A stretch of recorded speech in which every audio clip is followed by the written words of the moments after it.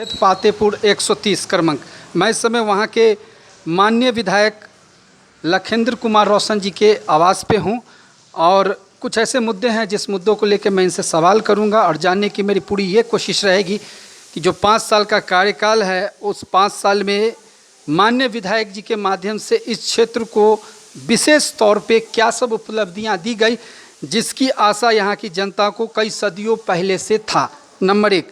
Number 2, एक view और vision के साथ कोई विधायक अपने विधानसभा को आकर्षक, जानदार, शानदार, आकर्षक, लुभावक और बहुत ही महत्वाकांक्षी योजना को लाके जनता के बीच में पेश कर सकता है। इस विजन पे भी इनसे सवाल पूछूंगा और चलते चलते मैं एक सवाल और करूंगा कि वर्तमान परिवेश में जो इनकी सरकार है उस सरकार की टक्कर गठबंधन से होने की संभावना है। ऐसा मैं नहीं कहता, ऐसा जनता कहती है।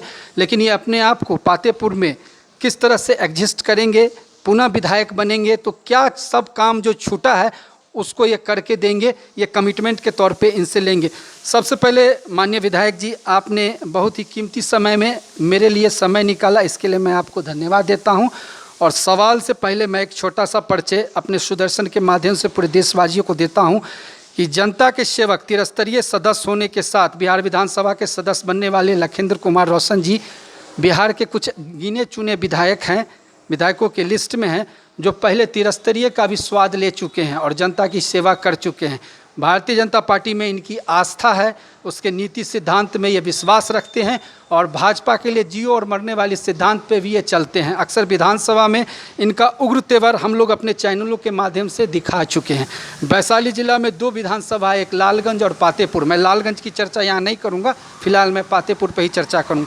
चलिए विधायक जी, पहले मैं धन्यवाद दे रहा हूँ और सवाल की शुरुआत में आपसे ये पूछने की मैं कोशिश कर रहा हूँ कि जो आपका कार्यकाल गुजरा है 5 साल का, इसमें पातेपुर में जब आप चुनाव जीत के पहली दफ़ा आए तो फिजा क्या था, माहौल क्या था, विकास की स्थितियाँ क्या थी? आपके चुनाव जीतने के बाद जो 5 साल का समय निकला उसमें आपने क्या क्या क्रांतिकारी परिवर्तन किया? सबसे पहले आपके सुदर्शन चैनल से जुड़े हुए बिहार भर के सभी दर्शकों को मैं सावन माह के बेला में सावन की शुभकामना देता हूं। बाबा भोलेनाथ सबको कल्याण करे। और पातेपुर में देखिए एक ही लक्ष्य था, ये विकसित पातेपुर हमें बनाना है।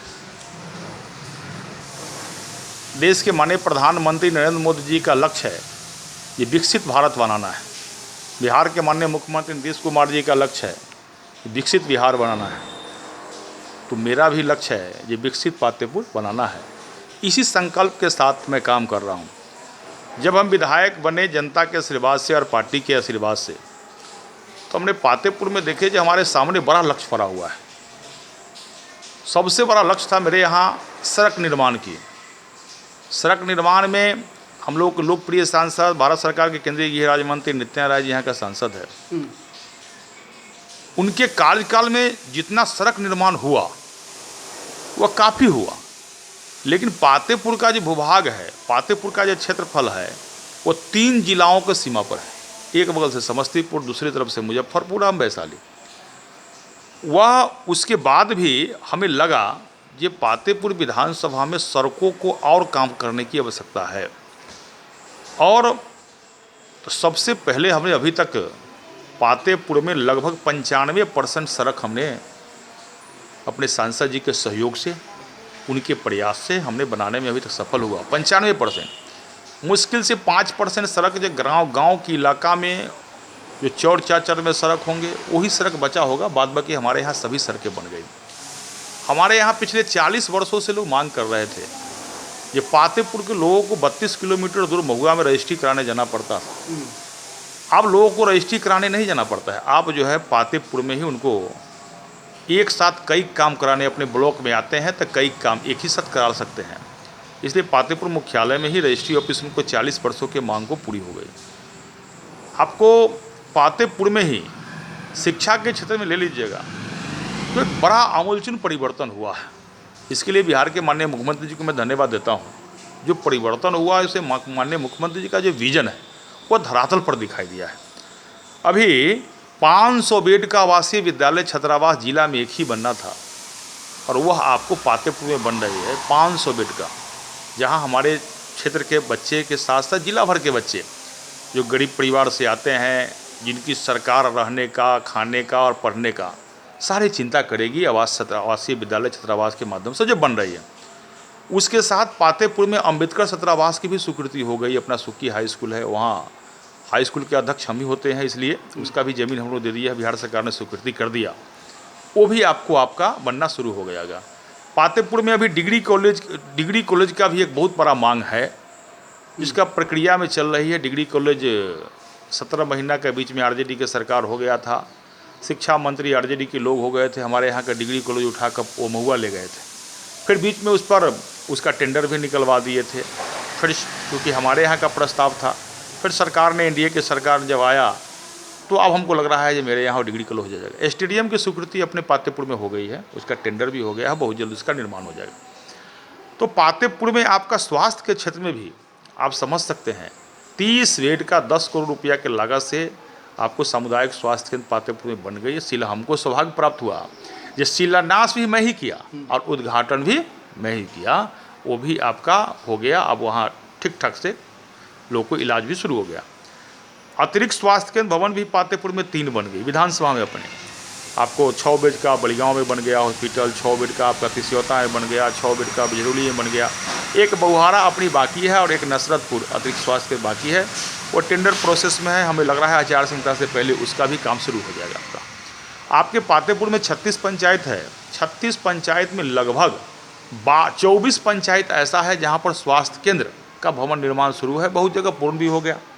और लगभग 12 पंचायत ऐसा है जहाँ पर ज़मीन के प्रक्रिया चल रही है एनओसी का, वहाँ भी ज़मीन की प्रक्रिया पूर्ण हो जाएगी तो वहाँ भी कार्य शुरू हो जाएगा।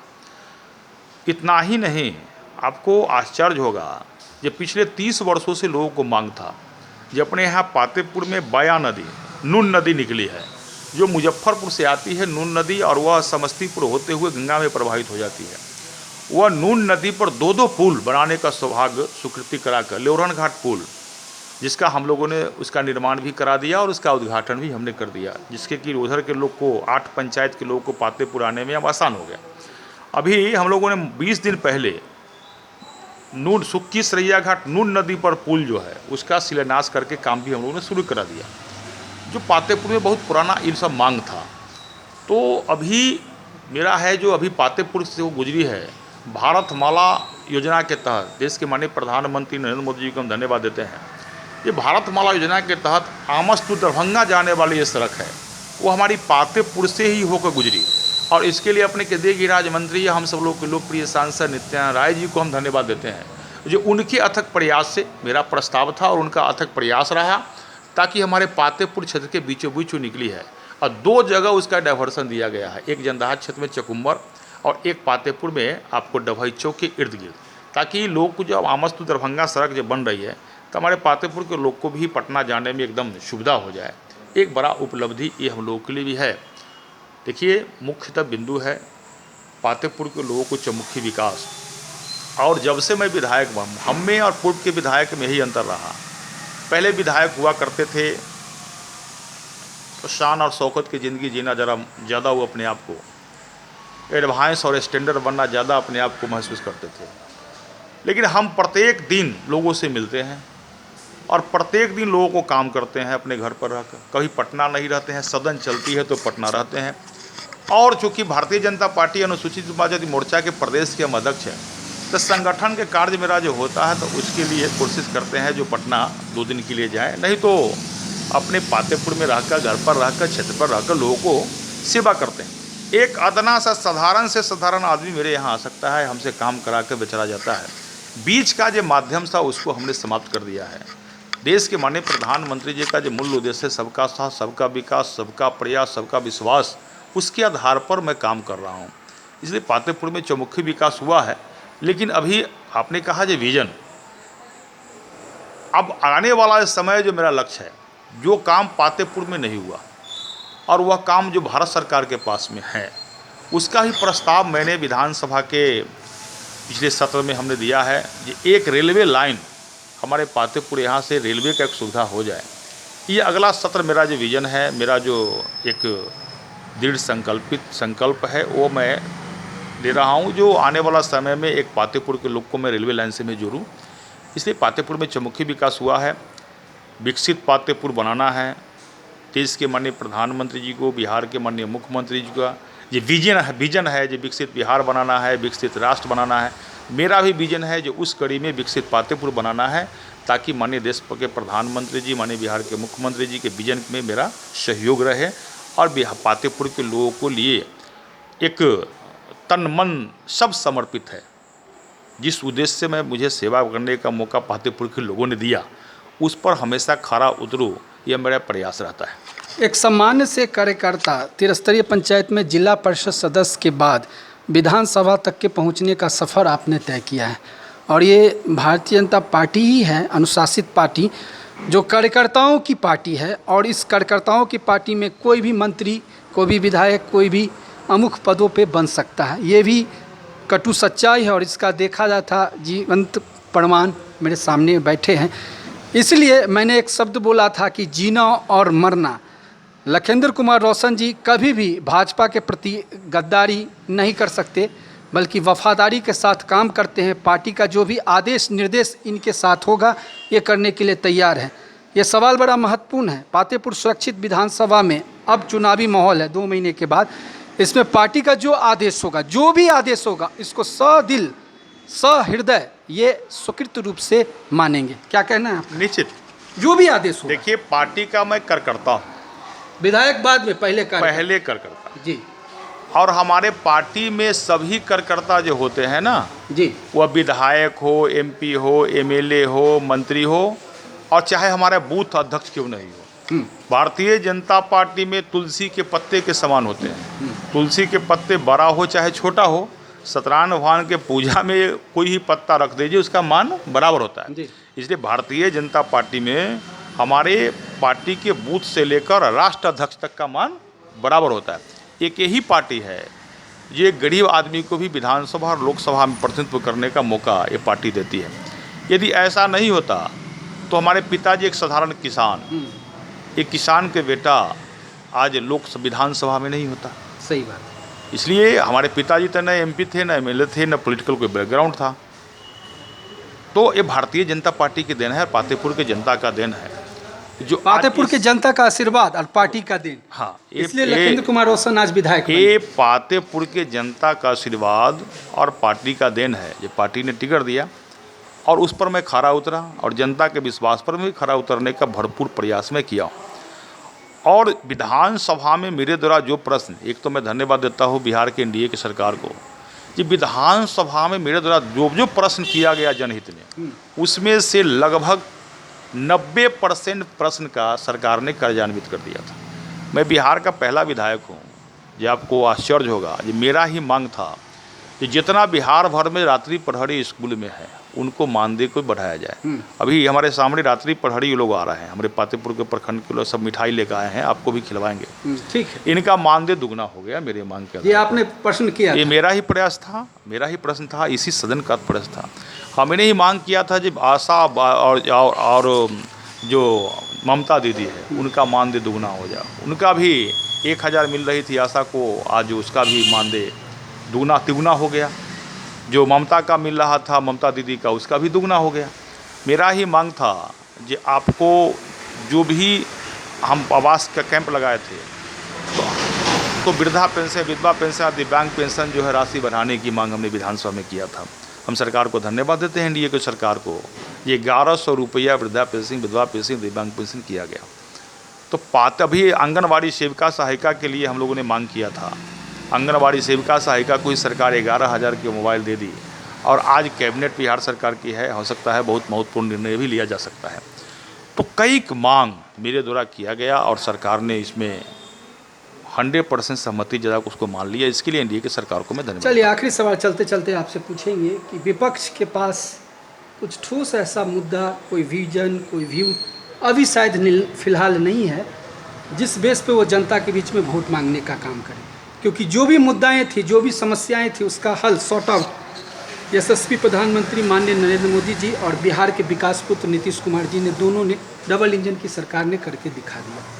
अब सवाल ये है कि जब आप चुनाव में जाएंगे तो जनता खुद होशियार है कि उसको कमल पे देना है, तीर पे देना है या लंटेन को देना है। उनको बताने की अब ज़रूरत नहीं, पहले ज़रूरत पड़ती थी, अब बताने की ज़रूरत नहीं।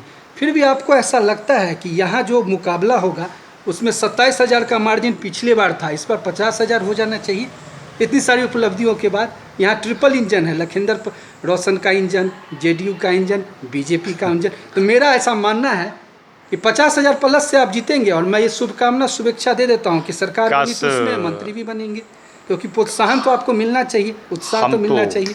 हम तो यह कहेंगे आपसे ना, जी ये सवाल आप जनता से करते तो ज़्यादा बेटर होता। जनता के प्रतिनिधि आप हैं, आप जनता से बात। पातेपुर के जनता बताती जी हमने क्या किया और हमको कितना जीतना है। लेकिन फिलहाल हम यह जानते हैं जब 2020 में हम विधायक बने थे, उस समय हमने पातेपुर के लोगों के लिए 2020 से पहले कुछ नहीं किया था। लोगों ने पार्टी के नाम पर और जनता ने अपने आशीर्वाद दिया था। और जब विधायक उस गरीब के बेटों को विधानसभा में पहुंचाया था। भी जोड़िए। हाँ निश्चित, गरीब के बेटों को विधानसभा में पहुंचाया था। ठीक है। जिस समय उनके लिए हम कुछ नहीं किए थे। और ये तो 5 साल का जो मेरा उपलब्धि है, जन जन तक लोगों का कार्य मैं किया हूँ। इसलिए 5 साल के उपलब्धि के आधार पर यदि जनता का आशीर्वाद हमको मिला तब 50,000 से अधिक का आंकड़ा हम लोग पार करेंगे केवल जीत का। इसमें कोई कहीं कमी होने वाला नहीं है। और ये जनता मन भी बना चुकी है। खैर इस तो जनता मालिक है, उनकी निर्णय है। लेकिन अब आपने एक सवाल किया जो विरोधी के पास है मुद्दा। देखिए आप विरोधी के पास में कोई मुद्दा नहीं है। अब बिहार पातेपुरी नहीं, पूरे बिहार के जनता नहीं चाहती है कि बिहार में 90 को दशक को याद करे। बिहार के जनता नहीं चाहती है बिहार को हम जंगल राज में धकेलें। बिहार के जनता नहीं चाहती है कि बिहार के मुख्यमंत्री एक अन्य मार्ग से हत्या, अपहरण और फिरौती का मामला बने। ये बिहार के जनता ने लालू यादव जी को और आरजेडी को नकार दिया है। उस समय के दृश्य को देखकर लोगों को भय सा का वातावरण बनता था, ये भय समाप्त कर दिया है। अब बिहार से सदा के लिए लालटेन युग को समाप्त करने की पूरी तैयारी हो गई है। आपने देखा ना जी 125 यूनिट बिजली फ्री कर दिया। आज कारण है जो गरीबों को अब घर में खोजिएगा तो कहीं लालटेन दिखाई उखाई नहीं देगा। इसलिए आने वाला जो सभी 25 का 2 महीना 3 महीना के बाद जो चुनाव है वो सीधा आपको दिखाई देगा। जो 2010 में जो बिहार में समीकरण बिना था, अब 22 सीट पर ही आरजेडी सिमट कर रह गई थी, उससे भी कम होने वाला इस बार है। 225 फिर से नीतीश, निश्चित 225 फिर से नीतीश, निश्चित। देखिए हम लोग को एनडीए का नेता बिहार में नीतीश कुमार जी हैं और उन्हीं के नेतृत्व में चुनाव लड़ा जाएगा, इसमें शक नहीं, कोई शक नहीं, कोई कंफ्यूजन भी नहीं, कोई कंफ्यूजन नहीं। हमारे यहाँ हमारी करनी या कथनी में कोई फर्क नहीं होता है जी। इसलिए ये आरजेडी के लोगों को होता होगा और बिहार के जनता ने मन बना लिया है जब 2025 में पूर्ण बहुमत से एनडीए की सरकार बनाएंगे। चलिए विधायक जी, आपने समय दिया, बहुत बहुत धन्यवाद। आपको भी चैनल को बहुत बहुत धन्यवाद।